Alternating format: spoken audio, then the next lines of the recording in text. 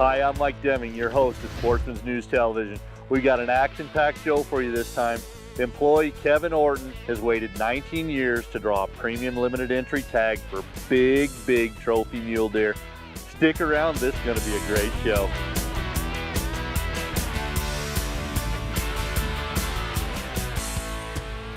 When you wait 19 years to draw a tag, don't expect there to be a big buck around every tree. My best advice is to spend as many days on the mountain scouting to see what the unit has to offer, and Kevin did just that.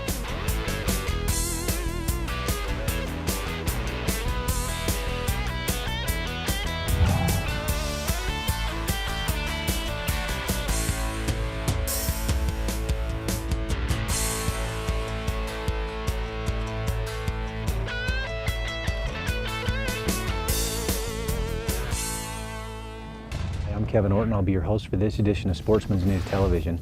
Well, it's been 19 long years that I've been applying for a deer tag in a premium unit in Utah, and I finally got the successful letter. So this hunt is going to be awesome. I've got a group of friends with me. If you like looking at giant mule deer, you need to stay tuned because you're going to love this edition of Sportsman's News Television.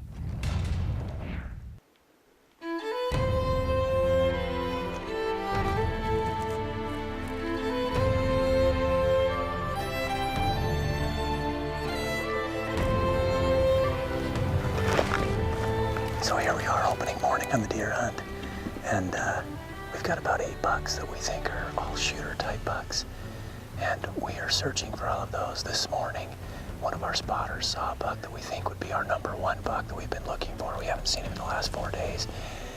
We've got some bucks bedded over here that we're looking at, and we're going to make a move and get a little closer. If they stand up, we should be able to tell if it's what we're looking for and get something on video.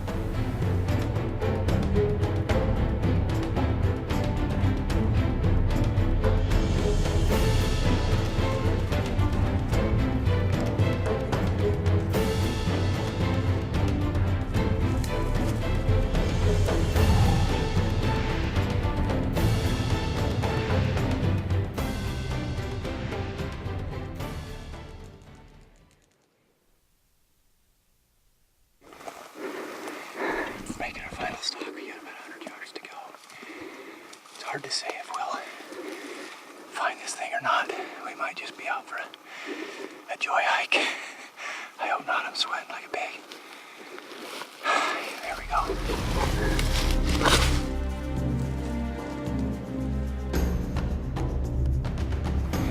So we've got these bucks out here. We think they're between maybe 150 and 200 yards. Bedded.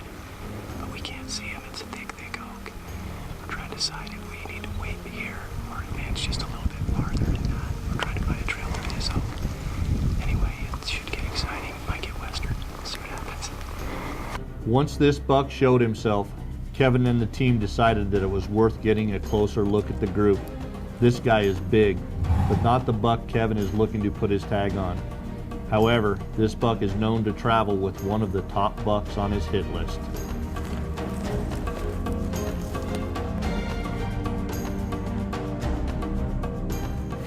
Well, we've decided we're going to wait these deer out. We are basically sitting right in the sun. It feels like it's 95 degrees. And we just can't get any closer without risking the fact that we might bust them. And we're going to try and wait and see if they'll stand up. If one of them will stand up, we can actually see one right here. I believe it's the buck they call Bruno. If he stands up and mills around, at least we can get a visual on maybe the other bucks. It's only 11:30 in the morning, so at this point we could have about a 5-6 hour wait. It's going to be a long day and certainly hot, but luckily the other guys brought water, so we're okay because I didn't bring any.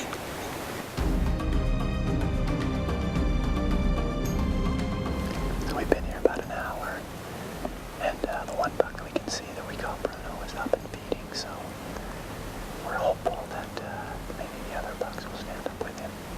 At this point, I'm kind of in a spot by the shade where I can't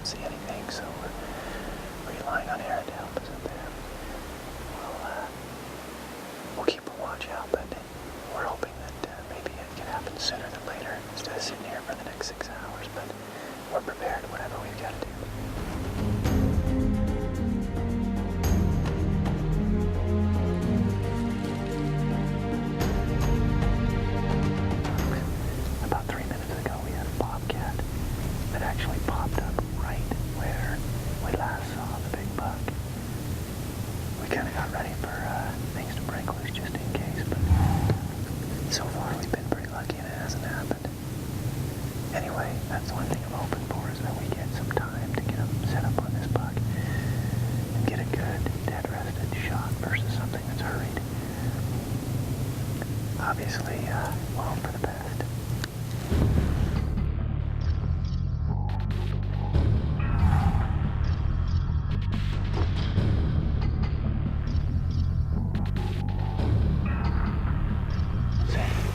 Well, the day is winding down. We got about maybe 20-30 minutes of light left, and no sign of our big buck. The one big buck we were looking at filtered down through quite a while ago. I'm pretty surprised that we haven't seen anything. Lots of deer that's about here. No big bucks.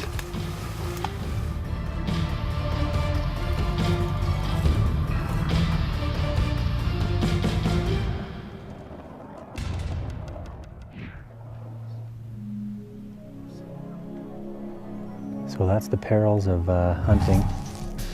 Unfortunately, if you didn't have garbage go wrong while you were out in the field, then it wouldn't really be a good hunt. So unfortunately with this tire, it's gone flat. We pumped it up, went flat again. I was in a hurry to get up here this morning, and so it's shredded.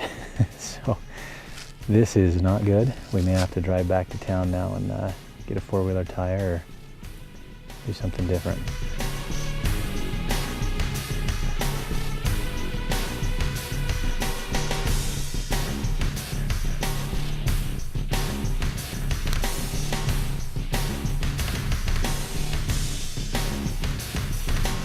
Back up on the same hill we were sitting last night. We're a lot closer right now. We're able to get the four-wheelers up a little bit higher on the trail. So we're trying to be real quiet. We've got about 4 hours left tonight.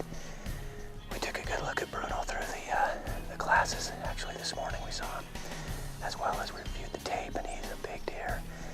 We kind of regret passing him up, but at the same time, there's a bigger 5x8 up here.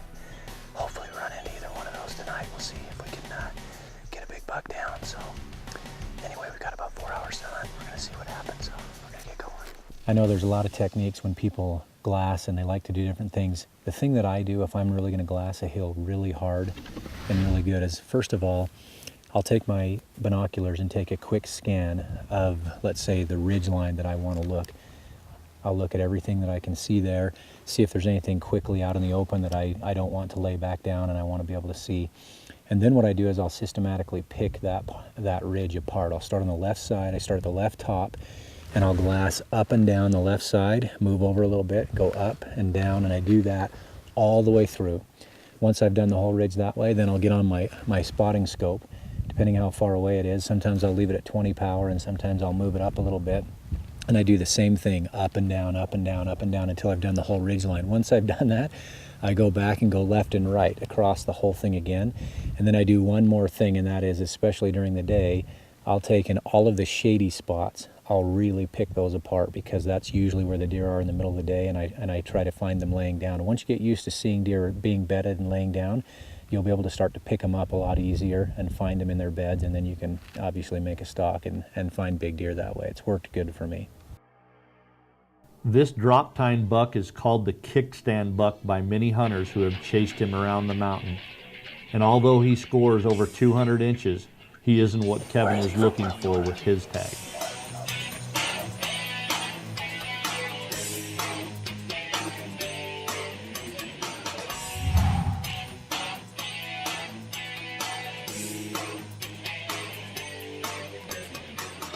If I get right there, that dog, I can't tell. So I've got the buck right here. He's 268 yards. And unfortunately, I just can't see him. It's just a little bit too dark. So we're just going to watch him and be back here in the morning, or make another plan and try something else. But I'm really comfortable out to 250 yards with this muzzleloader. I shot it about 200 times in the last 2 weeks. Spent a lot of money trying to do that, get bullets in the right load and everything. I've got a good solid dead rest, but I can't see him. So he lives another day. The fame of